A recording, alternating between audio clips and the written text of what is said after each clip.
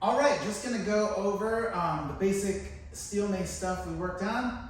So starting with picking up the steel mace, I bring my hand palm facing down on the tail of the mace. I slide my palm up, grip at the head of the mace to get to my over-under position. I have my squatting distance with my feet. I have the belt pulled in tight to my rib cage.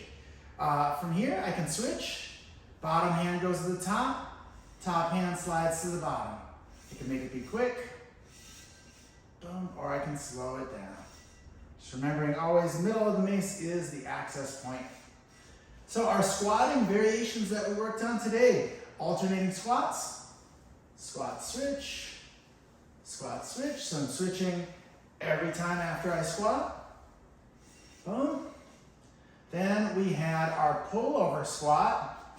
So from the side, my hips are tight, I inhale, mace comes up and over, hips and core tight, exhale, I pull down, squat. Inhale, up and back, exhale, you shall not pass. And boom. From here, I can go into my squat press, palm away, turn it down, double overhand grip, squat, stand, press. I can switch to the other side. Squat, stand, press. Awesome. So the next thing we had in our double overhand grip for one of the circuits is our jumping jack march complex. So I'm going to do 10 jumping jacks and then 20 marches. I'm going to narrow this down for 5 jumping jacks and 10 marches, just for the example. So it looks like this. I start at my chest, hip width distance to my feet, and I jump out for what will be 10 for you, 5 here. 5, 4, 3, 2, 1. I press it up, and then I march for 10.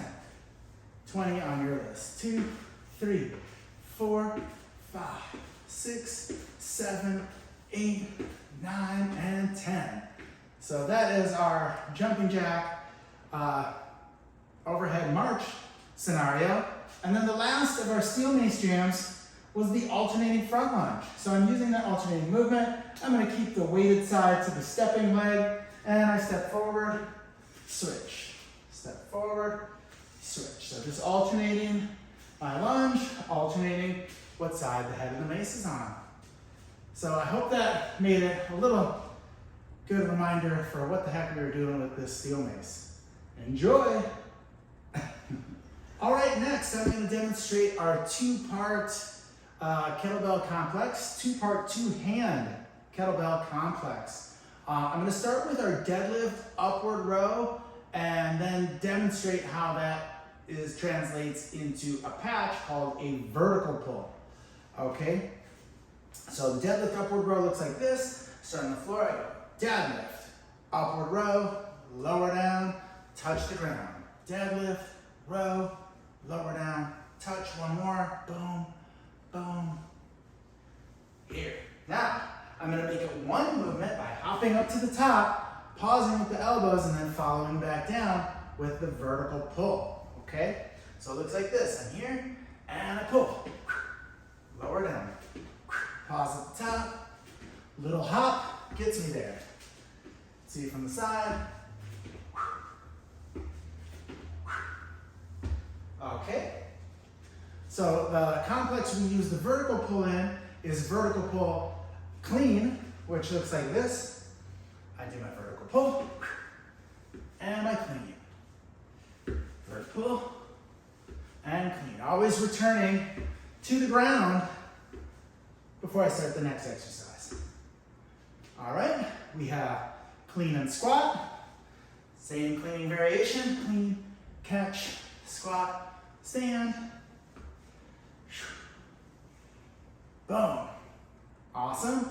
Then we have squat and press. So I start in my goblet position and I squat, stand, press, squat, stand, press.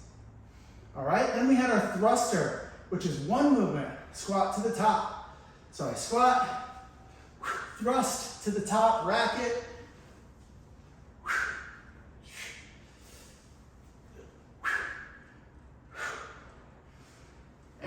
put those together for a clean and thruster, which looks like this. Clean, squat to the top.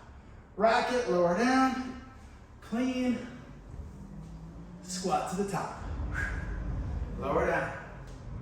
All right, then we have our deadlift jump, which just simply looks like this. I go deadlift, arms in tight, little hop, follow it down.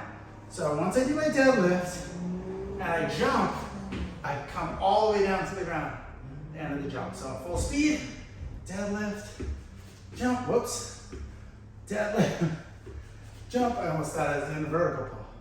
So just keep those arms in tight. That's the deadlift with the jump. We also worked on our single arm swings from our parked position. So remember, parked position, I'm just gonna be behind my bell. I lower down into a squat, go middle of the handle, and I tip the bell back so that the handle's in line with my forearm. Focus forward, I pull back, swing. I keep this free arm swinging. I can tap the top of the handle or go to uppercut punch position. To finish, I bend my knees and drop the hips. I have to drop my hips and I have to keep my focus forward. So just to see that from the other side, from the side. Hips down, hand goes to my thigh, boom. And park. Anytime my arms are going through my legs, I want them to be as tight up to the top of my thighs as possible. All right, I hope this short kettlebell tutorial is helping you with this workout. If you have any questions, please just text me. Good luck.